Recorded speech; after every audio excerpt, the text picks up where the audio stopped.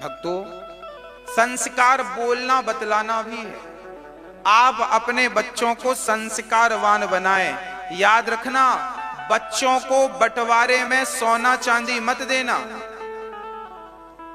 बच्चों को बंटवारे में सोना चांदी दोगे तो कल को खत्म हो जाएंगे, खत्म हो जाएगा वो सोना चांदी, पैसा बर्बाद हो सकता है। पर संस्कार दे दिया आपने तो संस्कार तो बच्चों को आबाद बनाते हैं, बर्बाद नहीं करते। इसलिए बच्चों को पहले संस्कार दीजिए, बाद में बंटवारे में संपत्ति दीजिए। गलती क्या है? गलती यह है कि आप लोग बच्चों को संस्कार नहीं देते, और जब संस्कार नहीं देते तो बच्चे भटक जाते हैं, बच्चे बिगड़ जाते हैं। इसलिए सबसे पहले बच्चों को संस्कार देना सीखिए। पहला संस्कार गर्भाधान संस्कार है, दूसरा संस्कार पुंसवन संस्कार है। यह संस्कार क्या होता है?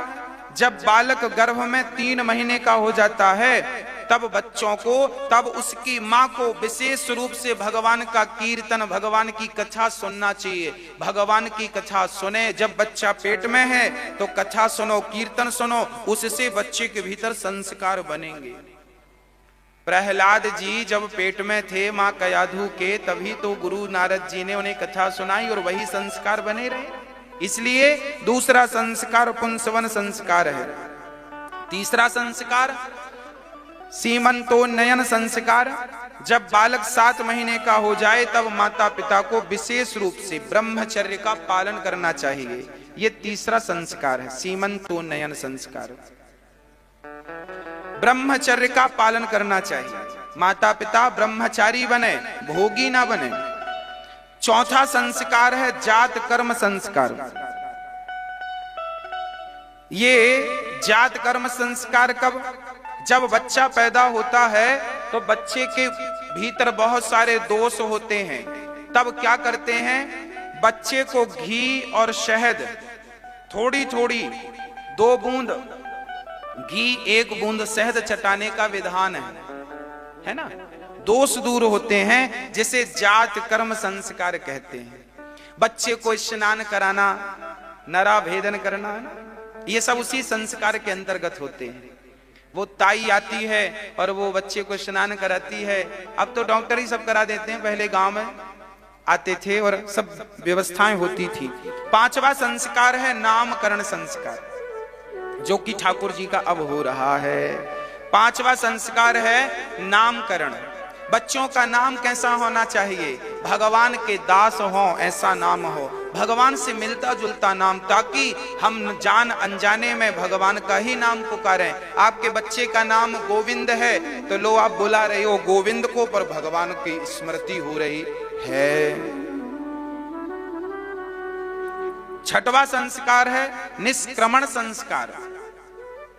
जब बच्चा 4 महीने का हो जाए, जन्म के बाद 4 महीने का, तब आप अपने नगर के सभी देवी देवताओं का बच्चों को दर्शन कराएं। देखो ये हमारे गांव की माता जी हैं। गांव में स्थान होते हैं ना देवियों के, देवताओं के, ग्राम देवता, ग्राम देवी, इनके दर्शन गांव में जितने मंदिर हैं सबके बच्चों को दर्शन कराना चाहिए। वहां जाना चाहिए, भगवान का आशीर्वाद दिलाना चाहिए। हाँ, ये विधान है। बच्चे के ऊपर सभी लोग आशीर्वाद दें। गांव की सभी बूढ़ी बूढ़ी माताएं, बूढ़े बूढ़े पिता और गुरुजन ब्राह्मण लोग बच्चे को आशीर्वाद देते हैं। खूब लंबी आयु हो, खूब दीर्घ जीवी बनो। ये आशीर्वाद प्राप्त कराने को निष्क्रमण संस्कार कहते हैं। बच्चा 4 महीने का हो जाता है तब उसे घर से बाहर निकाला जाता है।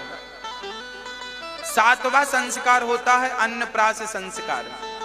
जब बच्चा 6 महीने का होता है तब बच्चे को खीर चटाने का विधान है। देखिए हमारे शास्त्र कितने वैज्ञानिक हैं। डॉक्टर कहते हैं कि बालक जब तक 6 महीने का ना हो तब तक माँ का दूध ही उसका संपूर्ण आहार होता है। और हमारे ग्रंथों में लिखा है कि 7वां संस्कार अन्नप्राश है। और ये संस्कार कब होता है? जब बच्चा 6 महीने का पूरा हो जाता है। सोचो, डॉक्टरों को तो अभी पता चला कि माँ का दूध बच्चों का संपूर्ण आहार है, पर हमारे यहाँ तो आज के हजारों साल पहले से ये संस्कार चले आ रहे हैं। 6 महीने बाद ही बच्चे को खीर चटाई जाती थी, उसके बाद से वो कुछ खाना शुरू करता था। कितने वैज्ञानिक हैं हमारे संस्कार। 8वां संस्कार है जब बालक 1 वर्ष का हो जाए लगभग, तब बच्चे का मुंडन कराया जाता है, सिर के बाल मुड़ाए जाते हैं किसी तीर्थ में, ये संस्कार है। 9वां संस्कार कर्ण भेदन, कान छिदाया जाता है। 10वां संस्कार विद्या अध्ययन, जब बच्चा आपका पढ़ने जाए उसके पहले एक कोरे कागज में बच्चे का हाथ पकड़कर पहले कागज में लिखाना चाहिए, ओम गं गणपतये नमः, ओम नमो भगवते वासुदेवाय, श्री सीताराम, श्री राधे श्याम, जय श्रीमन्नारायण, लक्ष्मी नारायण भगवान की जय। ऐसा लिखवाओ, भगवान का नाम लिखवाओ 2 बार 5 बार, और वो कागज भगवान के चरणों में रख दो कि हे प्रभु आप ही बच्चे की शिक्षा दीक्षा करिएगा। ये बच्चे का संस्कार है 10वां। 11वां संस्कार है बच्चे का यज्ञोपवीत, जनेऊ। बालकों को जनेऊ पहनाना चाहिए, यज्ञोपवीत संस्कार होता है। ब्राह्मण क्षत्रिय वैश्य को यज्ञोपवीत धारण करना चाहिए। शूद्रों को यज्ञोपवीत में तुलसी लगाकर, तुलसी की मोती डालकर, तुलसी के दाने डालकर गले में कंठी बनाकर पहन लेना चाहिए। शूद्रों को भी यज्ञोपवीत, कैसा, उस यज्ञोपवीत को गले में कंठी बना लें ऐसे, और उसमें एक तुलसी की माला, तुलसी का मोती, तुलसी के 2-4 मोती डाल लें, ऐसा जनेऊ शूद्रों को पहनना चाहिए। और ब्राह्मण क्षत्रिय वैश्य को ऐसा जनेऊ पहनने का विधान है। लघु शंका जाओ तो कान में जनेऊ, दीर्घ शंका जाओ तो कान में जनेऊ। ये केवल पुरुषों को करना है, स्त्रियों को नहीं। 12वां संस्कार है वेदारंभ संस्कार, वेदों का अध्ययन। 13वां संस्कार है समावर्तन संस्कार। समावर्तन संस्कार का अर्थ है वेद पढ़ करके बच्चे पढ़ लिख करके जब घर आते हैं तो अपने माँ बाप को अपनी विद्या, क्या पढ़ा, क्या समझा, क्या सीखा, वो सुनाते हैं। विद्या क्या देती है? विद्या, देखिए विद्या पढ़ने के बाद, आपके बच्चे जब स्कूल पढ़ने गए थे ना पहली बार KG 1 में, फर्स्ट में, तब आपका बच्चा गुटखा नहीं खाता था, तंबाकू नहीं खाता था, सिगरेट नहीं पीता था, पर जब पूरी पढ़ाई पढ़ के आता तब तक गुटखा तंबाकू खाने लगता है, शराब पीने लगता है, सिगरेट पीने लगता है। क्यों हो गया? पहले गुरुकुल में बच्चे पढ़ते थे तो गुरुकुलों में गुरु ध्यान रखते थे, बच्चे बिगड़ तो नहीं रहे हैं। और आजकल बच्चों का ध्यान रखने वाला कोई नहीं है, बच्चे बिगड़ जाते हैं। इसलिए बच्चों को लापरवाह ना होने दीजिए, संस्कार जरूरी है बच्चों को। जब पढ़कर आए तो हमारे यहाँ जब बच्चे पढ़कर आते थे पहले के जमाने में, तो जाकर सबसे पहले माँ बाप को प्रणाम करते थे, क्योंकि जब पढ़ने गए थे तब उन्हें पता नहीं था कि माँ बाप की कीमत क्या होती है। पर गुरुजन बताते थे कि बेटा माँ बाप भगवान होते हैं, तो भगवान की तरह लेटकर माँ बाप को प्रणाम करते थे। विद्या ददाति विनयम, विद्या हमें नम्र बनाती है, विद्या हमें अहंकारी नहीं बनाती। जब पढ़ लिख जाओ उसके बाद 14वां संस्कार होता है विवाह संस्कार। आपका बेटा पढ़ लिख गया है, पांव पर खड़ा हो गया है, 2 पैसा कमाने लगा, अब उसका विवाह कर दो, विवाह कर दो जल्दी से। विवाह, आजकल के माँ बाप 30-30 साल की बेटियां हो जाती हैं, 30-30 साल का छोरा हो गया, विवाह नहीं किया। क्या है ये? गलत है ये। पद्म पुराण के अनुसार उन माता पिता को पाप लगता है जो माता पिता सही वक्त पर अपने बच्चों का विवाह उत्सव नहीं करते, सही समय पर। 30-30 साल की बेटी हो गई, ये कोई विवाह की उम्र है बुढ़ापे में? हाँ, शादी विवाह कर लो, समय से सब चीजें अच्छी लगती हैं। अब 50-60 साल की उम्र में किसी के घर बेटा पैदा हो जाए तो वो हंसी का विषय है, मजाक का। देखो बुढ़ापे में बेटा पैदा हो रहा है, ये कोई उम्र है बेटा पैदा करने की, बच्चा पैदा करने की? अरे सब समय पे अच्छा लगता है, खाना समय पे, सोना समय पे, स्नान समय पे, ध्यान पूजा समय पे, सब समय पे अच्छा लगता है, पढ़ाई लिखाई सब समय पे।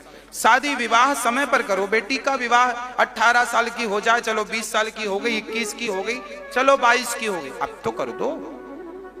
छोरा 25 साल तक का हो गया, शादी कर दो। जरूरी है विवाह करना। समय से विवाह हो जाएगा तो रास्ता भटकेंगे नहीं तो आजकल के बच्चे रास्ता इसलिए भटक जाते हैं, माँ बाप को लगता है बेटी पढ़ने गई है, बेटा पढ़ने गई है, और वो पढ़ते लिखते कम है।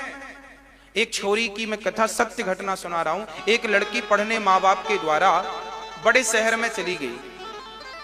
वो लड़की बहुत उम्र हो चुकी थी, उसकी लगभग 30 साल की हो गई थी।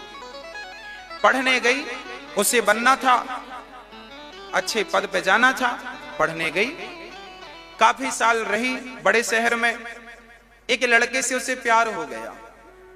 प्यार हो गया, बिना माँ बाप को बताए मंदिर में शादी कर ली। और जब शादी हुई, शादी के 6 महीने तक तो वो रिलेशनशिप में रहे। उनको लगा शादी हो गई, लड़की को लगा शादी हो गई। बाद में लड़की को पता चला कि जिस लड़के से शादी हुई है ऑलरेडी उसके 2 बच्चे हैं। सत्य घटना बोल रहा हूं। उसके ऑलरेडी 2 बच्चे थे। और अब ये क्या करे? अब ये उससे शादी तो कर ली है इसने, अब उसके बारे में पता किया नहीं था। बड़ा होशियार बनती है ना आजकल की बेटियां, हम तो सब जानते हैं, अपना निर्णय खुद लेते हैं। ले लो अपना निर्णय, अपना निर्णय ले लेना था, फिर पढ़ भी लेती अपने पैसे से। पापा से पैसा काहे को मांगा था? अपने से ही पढ़ लेती। माँ बाप ना तुम्हें संभालते तो अपने से हो जाता सब। अरे भाई, माँ बाप की भी जिम्मेदारी है, माँ बाप कोई दुश्मन नहीं होते। माँ बाप आपके बारे में जो सोचेंगे आपके लिए अच्छा सोचेंगे, घर वर देखेंगे। आप क्या घर वर देखोगी, आपके माँ बाप आपके लिए और अच्छा घर वर देखेंगे। वो जांच पड़ताल करेंगे, समझेंगे। आपने शादी कर ली, लो, उसकी भी घर गृहस्थी थी ऑलरेडी, पुरुषों, उसको क्या था, उसको तो तुम मिल रही हो, ले लिया उसने। अब क्या करें? फिर जैसे तैसे बच करके आई, और फिर बाद में अब भगवान जाने क्या हुआ। कहने का तात्पर्य यह है, अच्छा उसने ये गलती क्यों की? उसने गलती यूं की कि उसके माँ बाप ने सही समय पर शादी नहीं की थी, सही निर्णय नहीं लिया उसके माँ बाप ने, तो फिर लड़की ने गलत कदम उठाया।